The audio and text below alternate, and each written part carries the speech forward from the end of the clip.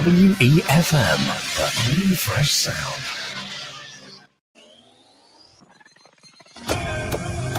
Rise and shine. Let's get ready to take on the day. Activated Mornings on WEFM 99.9 is on now.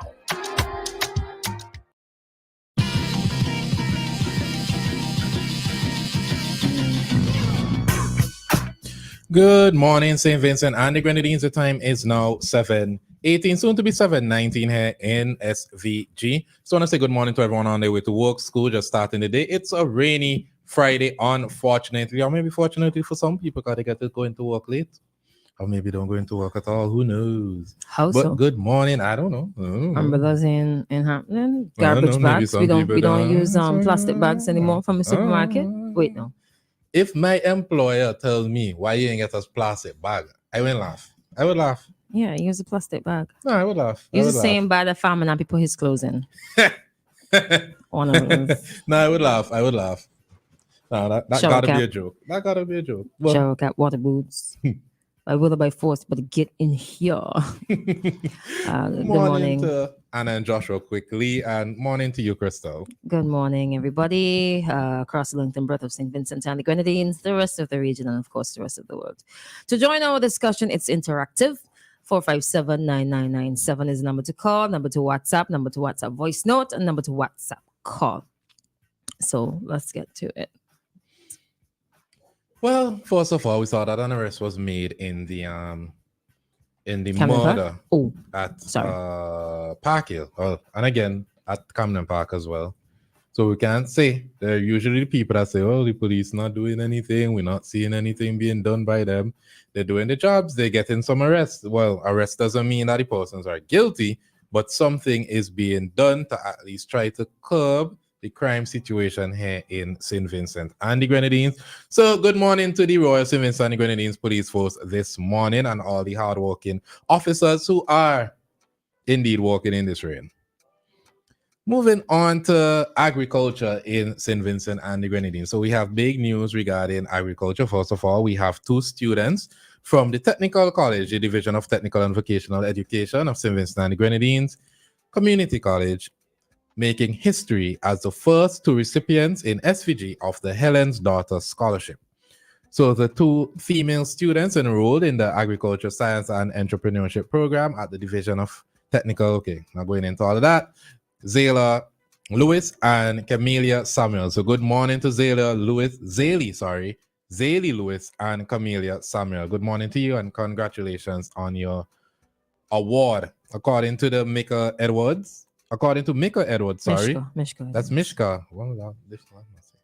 According to Mishka Edwards, the lecturer at the community college, the scholarship covers their tuition fees for the duration of their program at the college.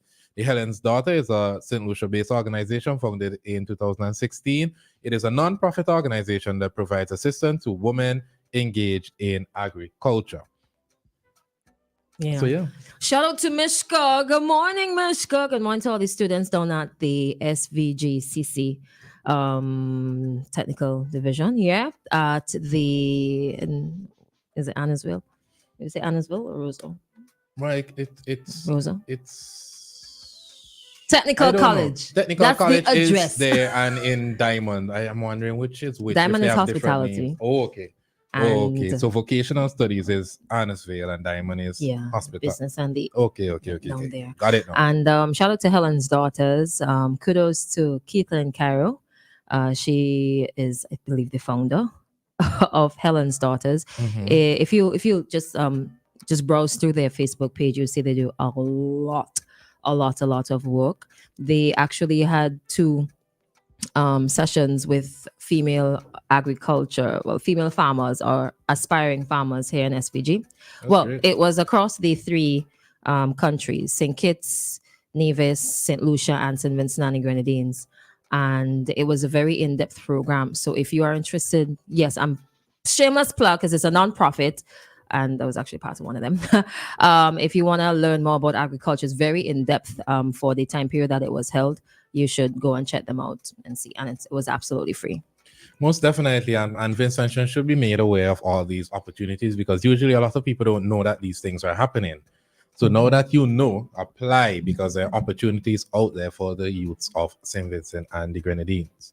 Yep. Moving on to more agricultural news, India has founded a major arrowroot project in SVG to help employ indigenous people.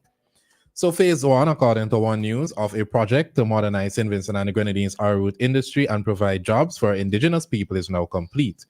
The US $1.34 million project is being funded by the government of India under the India UNDP Partnership Fund.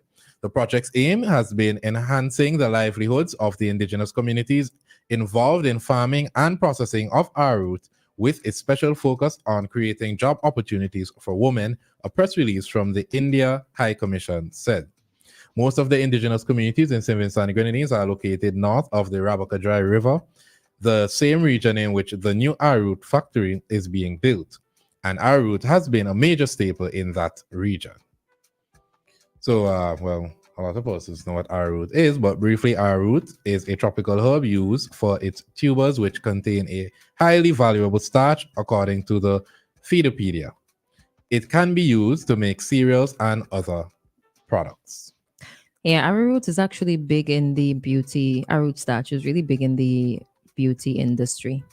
A lot of people use it on their faces and so on. So it's a much sought out product internationally. Mm-hmm. We got two big news here in agriculture, so we got to pay attention to all the industries in St. Vincent and the Grenadines because mostly we focus on tourism and national security and that stuff, and we don't really highlight the what should I say, the progressive movement of agriculture here in St. Vincent and the Grenadines, because a lot of work is being done by the Ministry of Agriculture and by the minister himself. Mm-hmm. So when I say we, who are you talking about? Generally in the media. Oh, we don't really highlight stuff being done in agriculture, and even we as Vincentians, most Vincentians don't really pay much attention to agriculture because we're in a technologically evolving world and advancing world where persons more focus is on IT and that sort of thing, and how we can use technology to our advantage, and we forget that we have lush mountains. Is the green thing in the flag? Is it color in the flag? The meaning of the green in the flag, and we don't really pay much attention to it on a day-to-day basis. So shout out to those in the agriculture department, the agriculture ministry, and shout out to those two women who received their scholarships and those persons living over the river who will now have an opportunity to be employed at the arrowroot project or the arrowroot factory. Mm-hmm. But just to add quickly, the focus will depend on the age demographic. Mm-hmm. Young folks will be more geared towards technology. The old folks will be talking about agriculture. I guess I don't speak to much old people. But generally, anyways, that's a whole other thing. But we learned this week that police had shot and killed a mentally challenged man, a mentally ill man, shooting him in the chest because they said that he charged at them with a knife. However, the Searchlight newspaper has a contradicting story this morning where the mother of the mentally ill man is claiming that that was not how the situation happened, and the police said that they rushed him to the Milton Keynes Memorial Hospital, and she was saying that didn't happen either. So according to the mother, eyewitnesses to the shooting said that Anthony tried to run away, and the name of the deceased man is Anthony Joseph, also known as Tumba.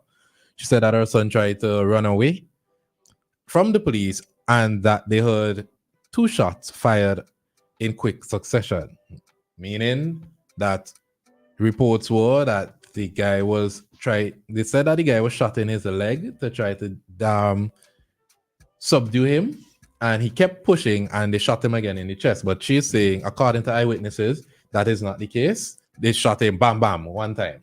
There wasn't a pause or a thought in it. They went in to kill him. Now, she went on to say that the thing that people didn't see, because it is a bushy area, but he had on 2 slippers. He was trying to run from them. People see him trying to run from them, but they say he was coming to them with a knife. Anthony was apparently shot once in the leg and in the chest area once more. The family believes, based on the eyewitness account, that there was not adequate force used to subdue Anthony before the second gunshot hit him in the chest. They, referring to the police, make it seem as if he gets shot in the foot and then afterwards he gets shot in the chest. But according to eyewitnesses, it was one instance. It was pop, pop. There was no pause. Joseph said she told police that she was upset by the action taken by police. I say I don't satisfy with that. My son had a nervous breakdown. If someone come and make a report, a whole transport of police, and the man had one knife and they can't control him, someone had to control him, not kill him on the spot. She revealed that Anthony had a nervous breakdown about 2 years ago and was treated at the mental health center, the MHC. She also said that the information that they put in the police statement that Anthony was rushed to the hospital after being shot is not correct, as she was informed that her son died in the yard. I asked how my son get down to the dead house. They say a doctor pronounced him dead in the yard and they call funeral service. Now they're claiming that he didn't die there and that he died at the hospital, but funeral home don't carry living people. They kill him innocent. They could have carried a social worker with them. Joseph said that the relative who called the police has since expressed regret and sadness as they did not anticipate the outcome would result in the death of Anthony. And I'm pretty sure we said that, Christal. Whoever called would feel really, really bad about it. Yeah. Somebody says if he was running away, how could he be shot in the chest? No. Based on what they're saying is like he was shot in the leg and he probably turned around and got shot in the chest. But just for context, because this might probably have to go on to the next segment because it's already 7:30. Anthony is but one of a handful of mentally ill persons who have been shot and killed by police. In April 2019, Dale Dabrio, mentally unstable man from Canouan, was killed by police after they responded to a report that he was attacking residents on the island with a cutlass and a knife. In January 2023, Errol Walker, also mentally ill, was killed by police after altercation between him and an officer. Police accounts say that the officer fired his weapon and injured Walker in his hand and abdomen after sustaining an injury in the attack. In April 2023, a Ryland man was shot in the leg and wounded by police after receiving a report that he was behaving aggressively with residents in the area. Police recruits in late March underwent training for de-escalating encounters with mentally ill persons. This follows a 2019 training session where close to 100 officers, in collaboration with the mental health, what is MHC again? Mental Health Rehabilitation Center. Mental Health Center, were trained in handling situations with mentally ill patients. The time is 7:31. We'll have to get into this in the next segment. We have to make way for traffic talk after these messages, followed by Activated Morning returning at 7:45. So we'll be right back. General Hardware still